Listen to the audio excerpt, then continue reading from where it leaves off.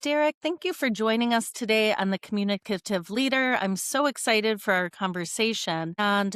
And one thing I was thinking when preparing for this, I love that you say that virtually every human interaction involves negotiation.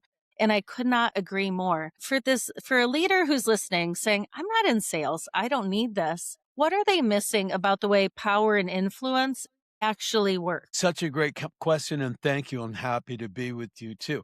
Well, two things. You ask about power and influence in terms of Hmm. the way it works. Well, power and influence have the same objective results. So, Yep. power is really the apparatus that we choose to use, brute force Hmm. or persuasion, or we Yep. can use position, right? Or Hmm. influence, and many people don't understand that the definition of influence is the ability to have an impact on a person, place, or thing Hmm. without the other party being aware of it. So Okay. that's the thing Yep. that almost everyone misses about influence Yep. because they use influence and persuasion as synonyms. So Yep. the leader who is using brute force is using Yep. obviously missing everybody who doesn't respond to that, right? Mhm. So the leader who understands that beyond sales, right, which is the transactional part, is Yep. only the tip of the iceberg in negotiation. Mhm. Yeah, exactly, and that's something I really love. I teach a persuasion and social influence undergrad course, and I kinda put on the students, I'm like, "Try and give me a profession that doesn't use this." And Yeah, at first, there are all these hands, and then they're like, "Oh, yep." yeah, 'Cause you're right, yeah. it's there Yeah, whether we're aware of it or not. yes, and here's the other thing is you have ask a couple of other questions about this, Mhm. but the other thing is, like, we are either negotiating and selling or we're being sold. Yep. So, Yep. the difference is where the destination is after all and Yep. how we get there. So, there's a lot that can be missed if we're not realizing that we're either having an impact or someone's having an impact on us. We're not required, right? Like, Mhm. life is gonna go on and things are results and consequences are going to happen regardless of what we do. Exactly. Yeah. And Derek, now I want to ask you a little bit Yeah, about your book. And I love this provocative title, Evolve or Be Slaughtered. right. Love it. It stuck with me. And so I'm wondering, in 2026 as this fast paced business climate, what have you seen? What are the biggest risks for these leaders who rely on old school, traditional 20th century negotiation tactics? Right.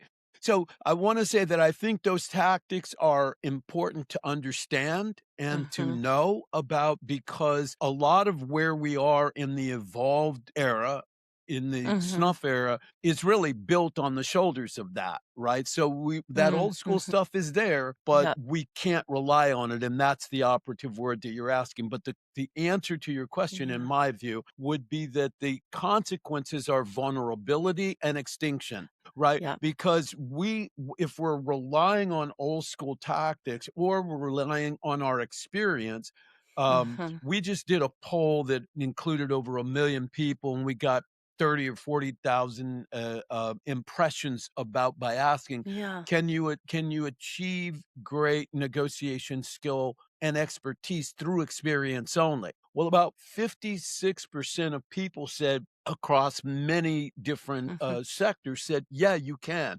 You can achieve Okay. high level of skill and Mhm, negotiation and expertise through experience. Well, that's a misnomer, right? Because your mhm. experience is limited by Yep. that, but you're limited by your experience Mhm. because you don't know what you don't know, right? Exactly. But you can create skill through experience. What you Mhm. cannot create is expertise, because Yep. expertise is the ability to compare and contrast elements from the same sort of sector, like a sommelier, right? Like taking Mhm. comparison and contrast red wine, white wine, whatever it is. So if you Mhm. only have experience, what are you comparing it to?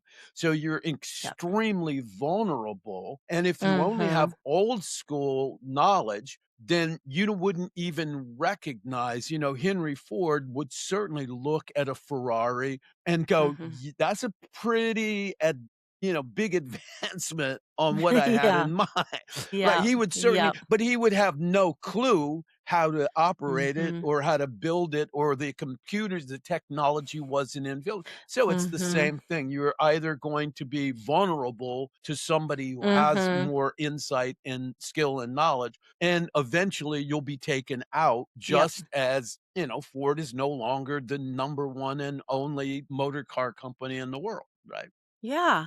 Yeah. And Yeah. I'm thinking too, in your response, Derek, I'm thinking about, how people used to have these long tenures at organizations, and some do, but that's really not as routine anymore. And so Right. someone who's been in one context, the same group or same industry for a long time, like you're saying, those skills might work really well in industry A. Right. But when that slows down, we wanna be able to go to B, C, D, onward and upward. Exactly. And there's a great example of this. For if you Mhm. take, I would ask you this question: what is the most prolific negotiation framework in the world, temporary framework in the world, would you say? Would it be, what comes to mind for you? The most prolific negotiating framework. What do you think? Oh gosh, I'm not even sure. I think about principles of influence. That's what comes to mind because I'm Sure. more familiar with that than a Yeah. negotiating Right. framework. Yeah. I think of Robert Cialdini's work, but Yep. what are you drawing Well, from? What are you I thinking? would say that it you can quantitatively prove that since Mhm. 1970, the most prolific person in contemporary negotiation is Mhm. Dr. Chester Karras, because Okay. the first contemporary book Mhm. that he wrote, The Negotiating Game, almost everything Mhm. you're seeing in negotiations since then has been a known or unknown borrowing, if Mhm. not a rip off of what he's doing, Yep. of what he had to say.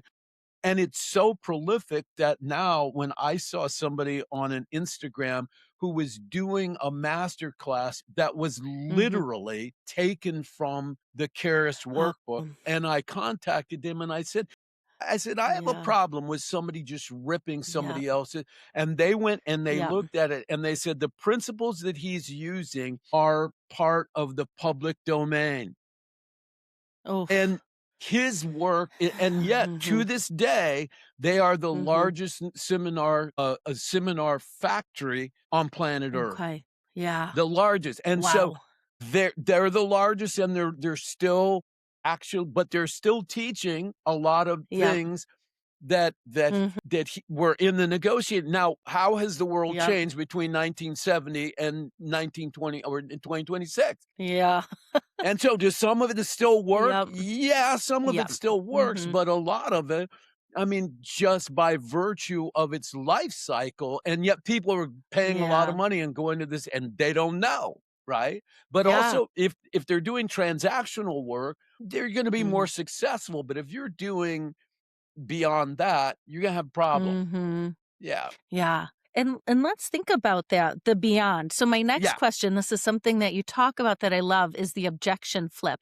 Yeah. And this really resonated with me because a lot of times I'll have students or colleagues say, "Gosh, they just shot down my idea." So you have this great idea, but someone immediately raises a concern, and then that objection either completely stalls or throws Right. in that monkey wrench. So I'm wondering, Derek, what is the objection flip, and how can we use it to keep a conversation moving without it getting really defensive? Well, that's harder because we don't have control over whether or not somebody Mhm. gets defensive.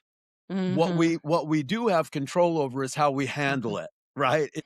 When they do. Yep. But you asked such a great question. So the objection flip, and here you go. So the antidote to any objection, tactic or Mhm. technique is the objection, the tactic or the technique or its opposite. That's a big one, isn't it? Mm. So Mhm. that's a Yeah. proprietary. evolved or Mhm. snuffed area because think about this, and Mm. it's an interesting story where that came from. So the antidote to any objection, what does that mean? Mhm. That means that I show you my idea and you say Mhm. that's nonsense. Well, Mhm. what is the simplest response to Mhm. that? If I again, so the antidote to any challenge, right? Yeah. Or objection, tactic or technique Mhm. is the tactic or technique. So you say no, what's the Mhm. antidote to that? What is it? Yeah. What is it? If I say no, what would you say? Mhm. Go ahead. What? No. What's the antidote? Okay, Derek, what do No. you No, recommend? no, no, no. What? The antidote Yeah. to any objection, tactic or technique Mhm. is the tactic or technique. The Okay, so objection I just say responding it is is no. no? So Okay. I say to you, you give me your idea and I say no. Yep. What's your Yep. response? No. Exactly. And where No. are Yep. we? I Yep. Level. Yep. just Yep. neutralized your Mhm. objection using Yep. the exact same. I love that. Yeah. Now, where Mhm. does it and why does it work? This is an Mhm. interesting quick story. Yep. When I was in college, I hung out with these Mhm. guys that were Mhm. herpetologists, and we'd go Mhm. out finding these poisonous snakes. And believe me, Yeah. I'm no hero. These guys were real Yeah. herpetologists. I was kind of like, yeah, Mhm. yeah, yeah. Yep. But while we were out there, it occurred to me one day. I Mhm. asked the question you just asked. I said, I wonder if there's any it kind of how do you deal with any tactic or Mhm. objection? And I read all the books. It was nowhere. Yeah. It's in Yep. nowhere else will you find this except Mhm. in snuff. And then one day I Mhm. thought about it. I said, well, why were we collecting these snakes? Well, some of those snakes were pets because these guys are crazy. But Mhm. some of the snakes were used to create antidote. Mm. So when a Yep. person is bit by a Yep. rattlesnake, where do they get the antidote from? From the Okay. poison of the snake Listen. that bit you. Yep. And bang, it Oh, I hit me and love I that. go, so it works in nature and Mhm. it works in Yep. negotiation. Now, or Yep. it's opposite. Now watch this. So Mhm. I say, no. What's the opposite? Go ahead. I say no. The opposite would be yes. How about that? What did I just Yeah. do? No. Yeah. So Yep. you give me your idea and I say no. And what would you say? Mhm. You get Then I would yes. say no. Oh, No, yes. you So you can do. so it is the Okay. same or it's opposite. Okay. So I either see. way, either Yep. because when antidote doesn't take the Yes. poison out of Yep. your system, Yep. it neutralizes the Yep. impact of the poison on your system. So the first step is for me to neutralize, whereas Yes. I Okay. take your Yep. rejection of my idea to heart and I Yep. go, oh, well, oh, gee. And there's Mhm. all kind of ways to come. But wait a minute, Yep. my first objection is to stop the bleeding, is to Yes. stop the Yep. poison from entering my system. So you tell me no, and I go no. Now, Yep. first of all, you're going The to catch the other person completely Yeah. off guard because Yep. they don't know what they're going to. What are you talking about? And we can go from there, right? Mhm. Or you say no, and I say, well, yeah, and go, well, no, Mhm. yeah, well, where are we? We're Yep. in the exact same place Yeah. where we started, and Exactly. then we can shift. So I love to talk about that one, right? Yeah, yeah, I love where it stems from, that idea of going out with your friends who are getting the snakes, and I was thinking my kids are very good at this because they will Yes, always meet a no with a no, yes, but also I love how it disrupts. You're right, it is a perfect exactly. disrupting strategy. Exactly. Yep, And then you can recalibrate that, but it stops you exactly. from being knocked off your center because someone Yep, rose an objection because an objection was raised. The first yes. in the evolved book Mhm, talks about this and why it works in mhm. the psychology and all that of but it's Yeah, also technical that it yep, of course it works because what is the antidote to no? No, no, yep, yes, yes, or I can go the yep, opposite. So let's say you scream yeah, and say, "Well, hell no." Now I could come yeah, back and say, "Well, hell no." Or I yeah, could even say you could go, "Well, hell no." And then I could yep, go, "Now where are you?"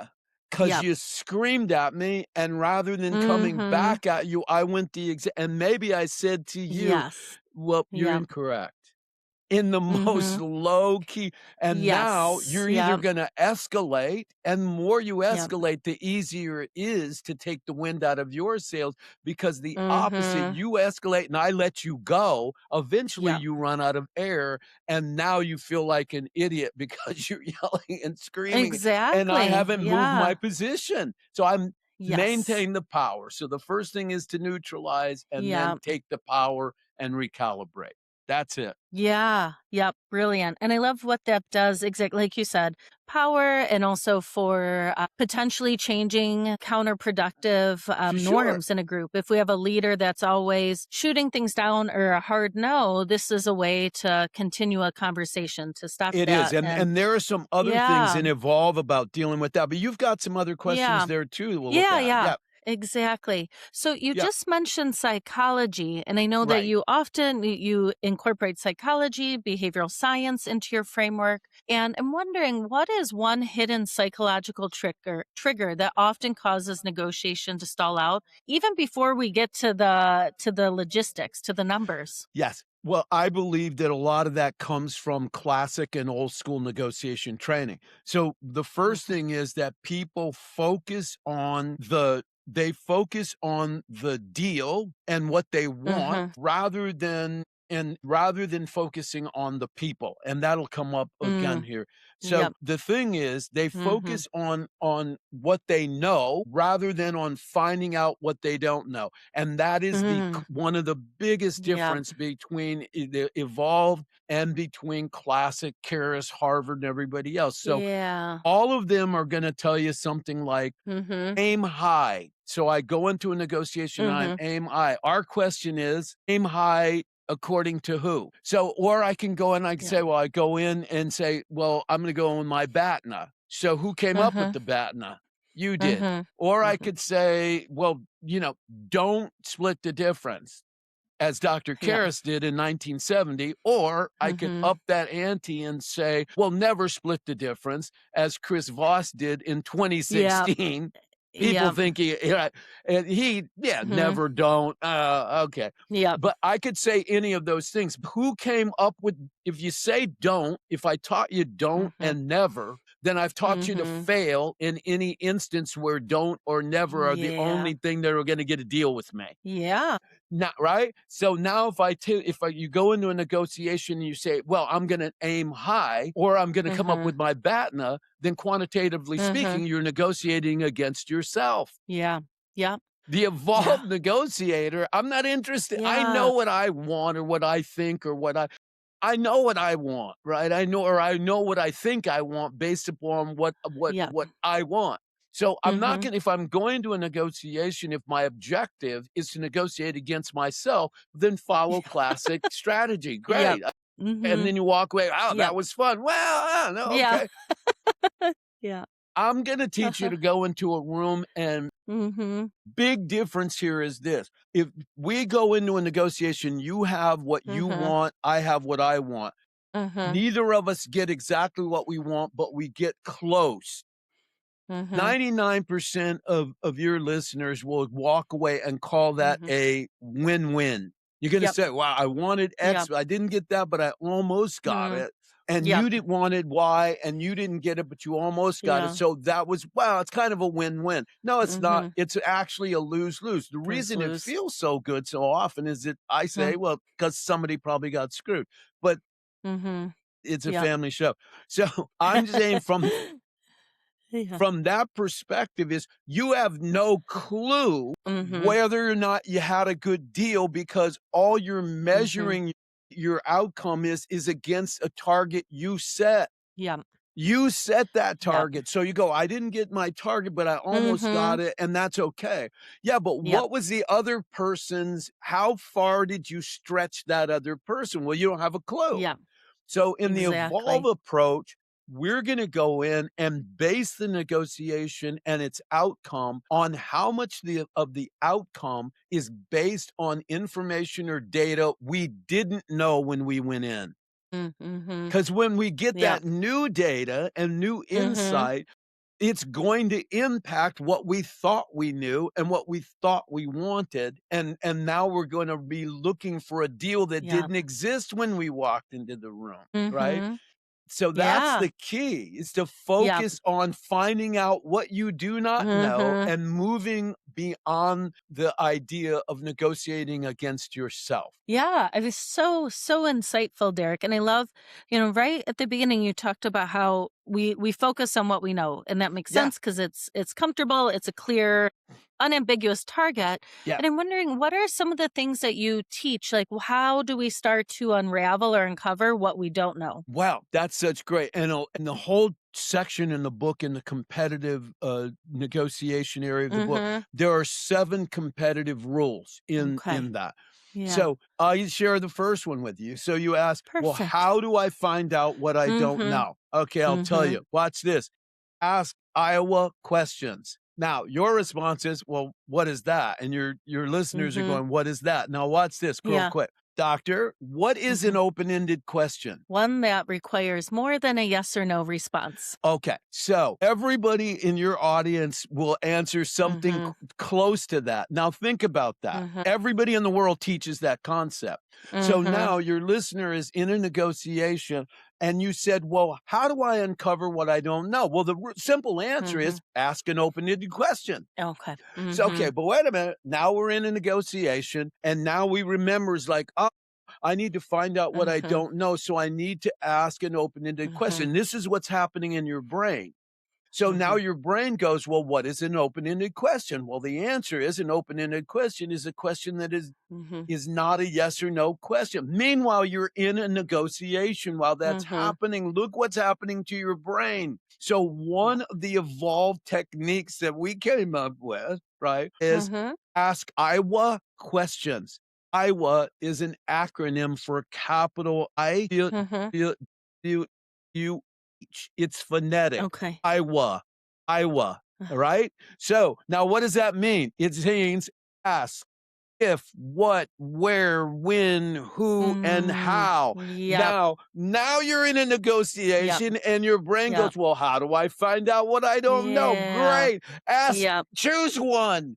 Now, instead of Mhm. having your brain rattle around about the open-ended Mhm. question that I did, nope, all you're gonna Mhm. remember is ask. That bald guy said, "Iowa questions." What does that mean? I don't care if, what, Yep. where, when, how, who. That's what you ask. Mhm. So Yep. that starts, and so that's a perfect example of where Mhm. where the evolved system or stuff system really says, "We didn't reinvent that, but I can Yep. teach somebody how to execute an open-ended question in 5 minutes."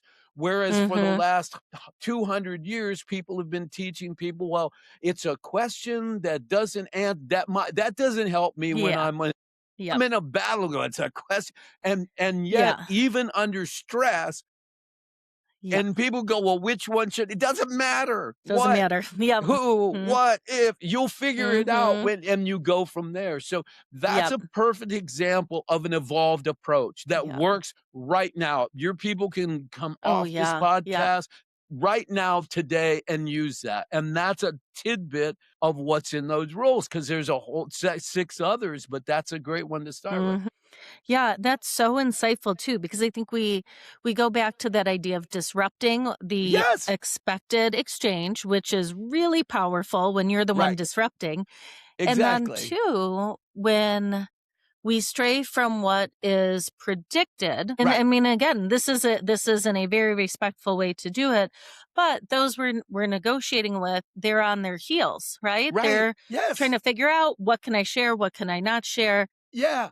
And so thinking about keeping our power. Exactly. Now watch this. Say, "Oh, by the way, Mhm. when were you born?" Yeah. I Wow, was that's what you asking you, ask by the people? way, when were you born? Me? In the Yeah. 80s. In what? In the Now, guess 80s. what? Thank you, Yep. because what we just Mhm. did was a demonstration. Talk about Mhm. disruptive, right? I'm Mhm. listening, and then you say disruptive, and then I use an Iowa question, and what Yep. happened to you? Like, What? Yeah. what was that? Now Where are we now let going, Derek? now watch this one. What Mhm. did I just learn by asking you that disruptive question? Well, I asked you a question. Now, guess what? I don't know what the answer is, but do I know with Mhm. 100% certainty that you know what the answer is? Yes. Now, guess what? So I know Mhm. that Mhm. whenever Dr. Leah does not want to answer a question, Mhm. she A, repeats the question, B, her Mhm. eyes go up to the top of her head Mhm. and look off to Mhm. her left, which tells me what part of Mhm. your brain you are accessing. Now, what did I Mhm. just learn? Every time I ask you a question that you don't want to answer, you will repeat that same Mhm. psychological and behavioral pattern. So, Mhm. without even Yeah. telling me the answer to the question, I have insight about your behavioral construct. In other words, I can tell whenever you're lying to me without you even having a clue that it's just happened. Yeah. Yep. Yep. That's Love how it. that works. Yes, exactly. So let's move on. And this is Yeah, something, this next question, this is something that I think so many people struggle with. It's this when you have this great idea, you have a yeah, vision that you want to enact, but then figuring out how do we actually convert this idea or vision into action. And so, Derek, your framework, it helps a leader close that gap between the right, vision and getting literal buy-in, whether it's emotional or other right. resources like financial. So how do we get that? How do we navigate that with our So that's a stakeholders? great question, but it also is, in my view, an oxymoron, right? Okay. Because when we're talking about the conversion gap of a leader who struggles to convert, now Mhm. in the snuff framework, leadership is in part defined as the ability to achieve specific goals and objectives through Nice. the actions of others. Mm. So, if you are not converting your idea through the actions of others, Mhm. you're kind of not a what? You could be a Yep. dictator, but Yep. a and dictator is a Mhm. form of leadership, but it's not Mhm. leadership in the way that we're talking about. So that's the Mhm. first thing. So the first thing that we need to understand is that our being the evidence of our leadership is our ability to convert those ideas into results. That Mhm. that's Yeah. how we prove who we are, right? Because Mhm. I had an idea, which is going to drive an outcome, and that's kind of my bailiwick, right, as a leader. Yeah. And now in order to get it done, I need these steps taken, and I can't do it Mhm. myself, or if I am doing it myself, I'm not leading, right? Because that Mhm. is what I'm capable of doing through the actions of others. So in part, what I have to do is that my objective is to negotiate people and Mhm. not the Yep. problems. Yep. You negotiate people Yeah. and not the Yep. problems, right? Yep. So or the challenges that get in my way, right? So when Yes. I'm Yep. talking about how do I convert, well, it depends on who's in the room. And one Mhm. of the things about the snuff framework is that it's going to inform you of how to take into consideration Mhm. all of the background and idiosyncrasies of Okay. the people that you need to convert because you Yep. actually need a separate strategy for each one Mhm. of them. There isn't a blanket strategy. That's the Yep. nutshell. And so if you're trying to Yep. apply a blanket that's going to resolve the Mhm. objections of an entire board or a team, Yeah. well, you failed already unless Yep. they're Yep. all the same person. Mhm.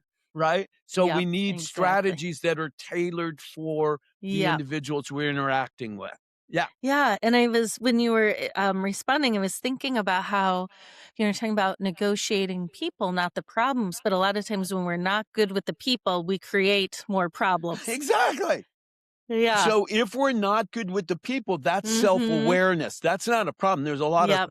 brilliant people who aren't Mhm. good with other people. But as Yep. a leader, then you know that I'm not good with people. So I Mhm. find somebody who is to kind of, Yes. Yep. right, to fulfill that role. I communicate with Mhm. them. This is what Howard Hughes and a lot of Yep. genius Yeah. people do. They Yep. find a mouthpiece who can be Yep. that buffer, right? Somebody who can Yeah. communicate with them and yet take the message to the troops. So again, it is Mhm. understand, and even if you're in an organization with a leader and you talk and there's an imbalance in power. In other words, the leader you Mhm. recognize that doesn't have that capability, but you don't feel like Mhm. you have the ability to tell them that. There is a way to Yeah. tell them that. It's called a negotiation with an Yep. evolved approach. Yes. Yep.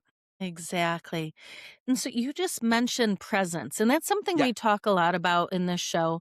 And so I'm wondering, how does a leader negotiate their own value and boundaries without getting that term difficult from either their peers, their subordinates, or from Right. a board? Right. Well, I love that question. So I would say that in part, it is another bit of an acronym here. Put Mhm. people over titles, put purpose over people, put Mm. desired outcome over any challenge or Mm. outcome to reach Yep. success. So my Mm. value starts with my Mhm. ability to put people over their titles because there are plenty of people with titles where there's a Mhm. mismatch, right? So Yep. people over title, but Mhm. purpose over people. Because if the purpose, Mhm. my purpose is not greater than the individuals that I'm Mhm. leading or that I'm interacting with, then probably I should be doing something else because the whole Mhm. reason the organization, the job title exists is to achieve the Yeah. purpose, not to hire people. It's to achieve the purpose. So people over title, Mhm. purpose over people, desired Mhm. outcome over any challenge or obstacle. And Yeah. everything else we're talking about are the tools to get that done. So you ask, well, how do Okay. I do that? Yep. And watch this one. The Yeah. first answer to almost any of these questions, well, how do I do that? You know what the answer to Yeah. that question is? Ask Iowa questions. Yep. Yep. Right. Yep. Well, how do I do that? Mhm. Well, ask how I might come back and say, who are you working with? Mhm. And then we Mhm. would begin to break down that Yep. question and identify and get to the action steps that are going to lead us in the direction to the solution that we're looking for. But you got to Yep. first recognize it and then execute and then come up with a plan and go forward. Yeah, and I think you're right. That's a really great way where you're fact gathering, but not seen as adversarial, right? Yes. Not seen at, you're just sitting there trying to Yeah. understand so you have the Yeah. information. Right. So now Yeah. here's the other thing that you just bring up very point, and that Mhm. is this one. It's important to understand the difference between intent, right? Mhm. So demeanor and intent. So what Mhm. you just described when I said, well, I'm just sitting there, that's describing my demeanor. I'm low key, I'm laid Mhm. back, my body language is relaxed, I'm not in your face, my voice is not Mhm. elevated. I may even come down in the volume of Mhm. my voice. I may speak Mhm. more quietly. That's demeanor. Intent can't be Mhm. seen. So Mhm. Mhm. intent is implied. Now, if I was Yeah. screaming or if I'm elevated, you might be backed off and I've frightened Mhm. you with my Mhm. demeanor. But I may have a demeanor that's aggressive, but my Mhm. intent is not. Well, it doesn't matter because I Mhm. lost you. Yep. So we need to Yep. know the difference between demeanor, and every individual we're talking about is Mhm. going to require a demeanor that matches them rather than the Mhm. demeanor right? So our demeanor is Exactly. the vehicle that we use to deliver our message, our Yeah. intent. Yeah. Yeah. And that's Yeah, so important. And I think, piggybacking and extending that idea of demeanor. So right, when we're in a meeting and there's high tension, maybe right, even adversarial, what right. is a specific tactic a leader can use to de escalate the room and regain control of the narrative? I love that. So if we go old school, like Mm-hmm. let's go old school. A lot of your Mm-hmm. listeners, maybe or not, but do you remember the film Glengarry Glen Ross by any chance? There was No. Yeah. this was a film. It was a small film, but anyway, in that film, Okay. Alec Baldwin plays, and he comes up with that. He's dealing with a sales group, and he comes Okay. out with it, and he goes attention, interest, decision, Mm-hmm. action. So Hmm. if things escalate and get out of, Mm-hmm. well, I have to get your attention, right? Mm-hmm. So Yep. I might say everyone in the room is fired. Mm-hmm. Yep. We What are get you supposed to quiet be? quick. What? Huh? Do I Yeah. have your attention? Are Mhm. you interested in finding out why you're fired? Yep. Yeah. So now what? So the old school was AIDA, attention, interest, decision, action. Now I said Mm. it was born out of sales, and Yep. this was old school 60s, 70s. So it doesn't Mhm. work across the board. Almost everything in Evolve is we look for it to be universal, right? Mhm. So we Yep. elevated that because it so that it works across the board. Now watch this, because I suddenly discovered you can get someone's attention, you can create interest, they can make a decision, and then you go into action. But if Mhm. you get their interest and then they make a decision and take an action that are different than you want them to take, then you Yep. achieved AIDA, but you failed, right? Yep. So we Yep. elevated it and we found the missing ingredient. Here's the missing ingredient: Yeah. attention. Do I have your attention? Mhm. Interested. Are you interested? Mhm.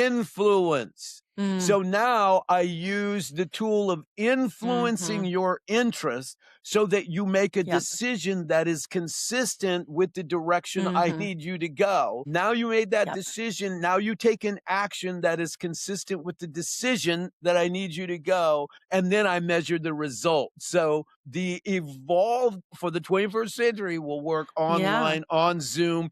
Attention, Mhm. interest, influence, right? Yep. Decision, action, result. Now, how do I know that I achieved my objective? Because the result will be the ultimate reason that I got your attention in the first place. Mhm. Right? That's how I Yeah. would I love that. Yeah. because if the outcome at the end of the day, if the result doesn't match the Mhm. reason that I got your attention, then I failed. And so Yep. I go back at each of those steps and I Mhm. can tell you where I failed. I got your attention, everybody Yep. was quiet. You were interested because you're looking right at me. Then I Yeah. influenced you. Well, maybe I lost you at that one. So Mhm. I didn't get it. So now I went on to decision and action. So I go back and I realize, well, wait a Yep. second.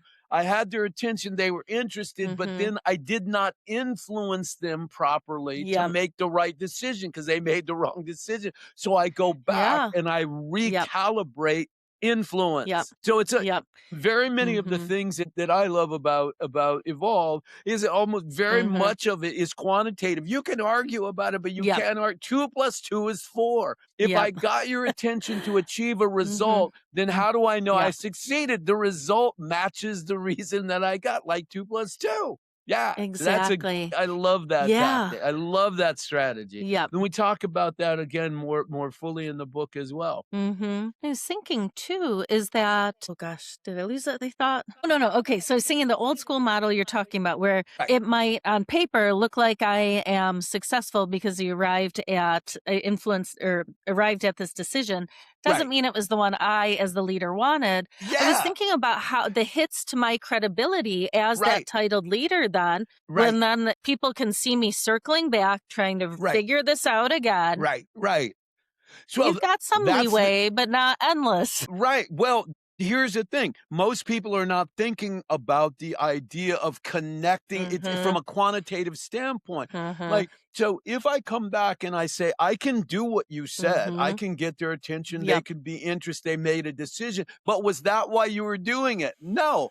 No. If all a Yep. person did, you can say, "Yes, I successfully got Dr. Leah to make a decision," but then she took Yep. an action that was completely different from what Yep. then I failed. Then I was either not persuasive or I was not influential because the Yep. credibility that I have as a negotiator, as a leader is Mhm, built upon the results that are achieved at the end of the day. The end of the day, because if I don't achieve the result, then nothing else that I did really matters. And not that it may have some residual value, but ultimately, if I didn't achieve the result, then mhm. I failed. I may not be a failure, but Exactly. I failed Yeah. in that objective. Right. Yep.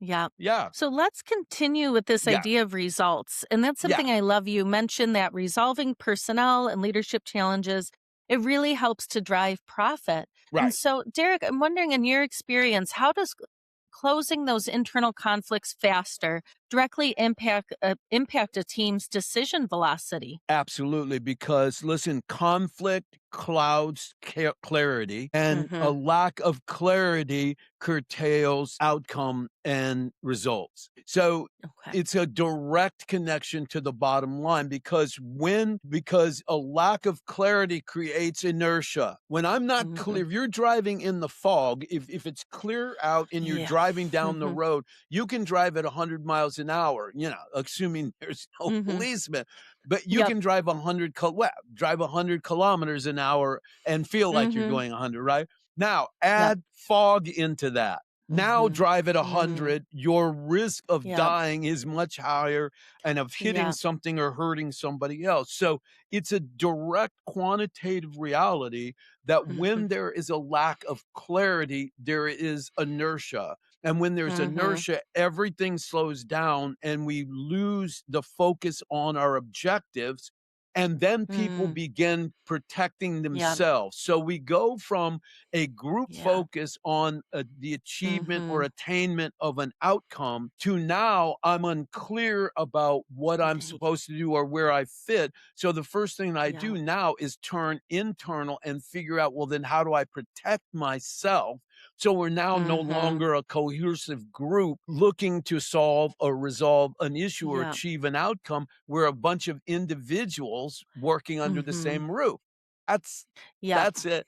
Yeah. Yeah. Yeah, and I love that the metaphor bringing in the fog, right? That's Yeah. such a powerful visual to Yeah. consider how we make those and you brought up personal protection too, right? Sure. Where we recognize I need to take Is care of it myself. Yes. Well, Mhm. what else are you going to Mhm. do? I mean, if we're Exactly. unclear about where we fit and what we're Mhm. supposed to do, well, by Mhm. definition, that's we're gonna slow down, and that's Yep. going now you've got a group of people who are all slowed down, who are not certain about what they're supposed Yeah. to do or where they fit. Well, if I'm Yep. not certain about where I fit in the group, then what choice do I have other than to Mhm. think about, well, how do I protect myself while we're figuring it out? So what conflict clouds clarity and clarity creates Mhm. inertia. Yep. Therefore, what I have to do is resolve the conflict because the cost Yep. of the conflict is greater than Yeah. right than the benefit of removing it. Whatever it costs me Exactly. to clear out that Yep. conflict because Yep. in inertia, all that's an end unto itself. So I know that I'm going nowhere until I do it. So whatever it costs me to clear Mhm. the conflict is going to pale in comparison to Yep. what happens if I don't, right? For the Exactly. organization and the people within it. So there's a direct and measurable cost in Yep. allowing conflict to drive the ship. Yeah. Yeah. Yeah. So, Derek, are my two final questions for Yeah, you. These are intertwined. This is the way we end all episodes of the Communicative Leader. So, the first part is, what is the pragmatic leadership or communication tip, challenge, or advice for our titled leaders? And then the second part is, what do you want to leave those employees across all ranks, all industries with? sure. So I think we kind of will go back and touch on that acronym of a title advice for a titled leader. Mm-hmm. And I think it goes back to put your people over your title and everybody else's. Mm-hmm. Right? Because Yep. your title, depending on how the size of the organization and the size of Mm. your head and your brain and your Yeah. ego, often get into the way of the people and the Yeah. Mm-hmm. relationships that have to drive it. So Yep. that people over title, Mm-hmm. right? And then put the Yep. purpose for which we're working together over the people, and people can Mm-hmm. accept and appreciate that in the sense that now we want to get to the moon. Our biggest payoff is we land on the Mm-hmm. moon, right? Or whatever it Yep. is. And then Yep. along with that, we got a bonus and a this and a that. So Yeah. so Yep. that would be my biggest advice, which would be Mm-hmm. to put people over title, purpose over Mm-hmm. people, desired outcome over Yeah. challenge. And then that final question of advice to all employees is advice I think about every day. And that is another axiom out of my own life experience and that of my clients. Circumstances do not dictate outcomes.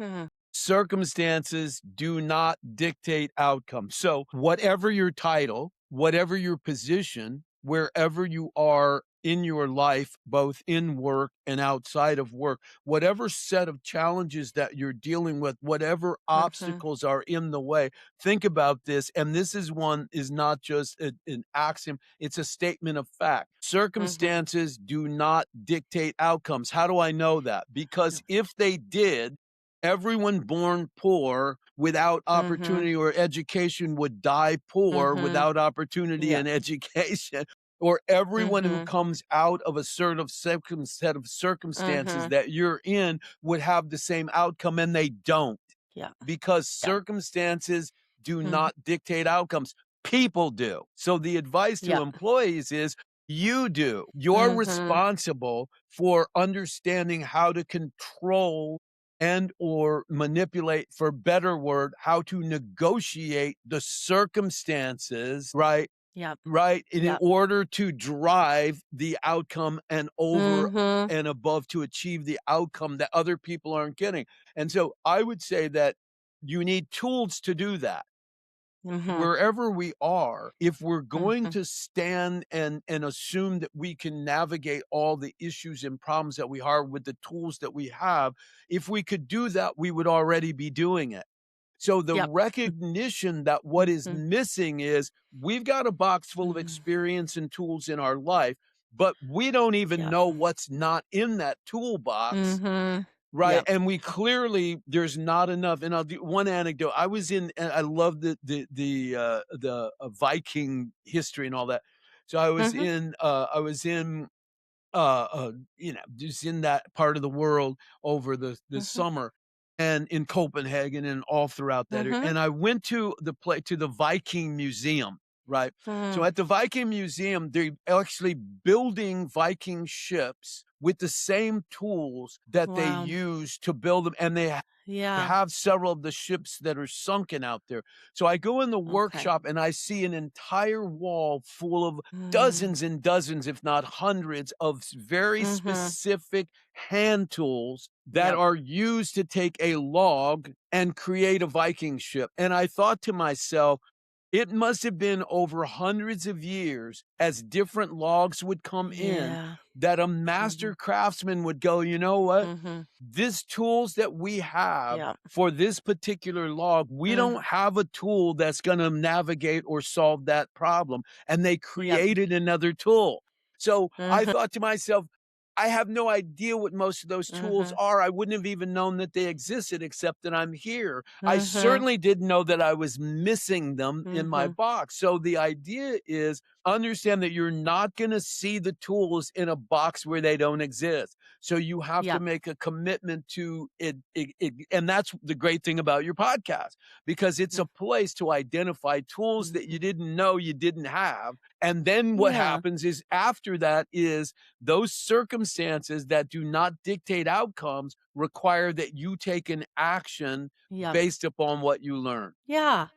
Thank you, Derek. One thing I want to raise up, and this has been a continued theme, is I love how you are learning everywhere you go, right? From your friends with the snakes to the Yeah. Viking Museum. But it's so powerful because I think Yeah. so many people think I can only learn at work or I can only learn Right. in school or I only take this class. And that's not the case. And you're making, I think in some ways it's even more powerful because it's your brain processing these things Right. behind the scene and you have Right. those aha moments. So Right. thank you Yeah. also for raising that up for us. Thank you, so that's great.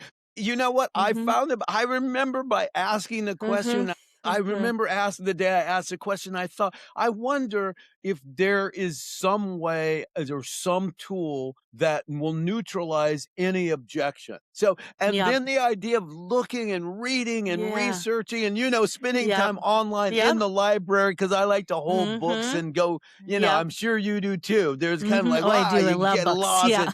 and yeah, Yep. and well, just I mean, that's Yep. what. And then Mhm. suddenly I remember I went, "Oh my god, Yep. Venom! Where are you coming up with that one?" So Exactly. you never know Mhm. while looking at a Yep. sunset or a cloud or like this. And let me say this one last. One of the most important things that I know that in your spirit Mhm. you would follow this, but one of the axioms that drives Mhm. me in life, and that's part Mhm. of evolved as well. I learned from Mhm. Bruce Lee, the martial arts. Mhm. Mhm. So I love what he said, "Be like water. You put Mhm. water in a cup, Mhm. it becomes the cup. Yeah.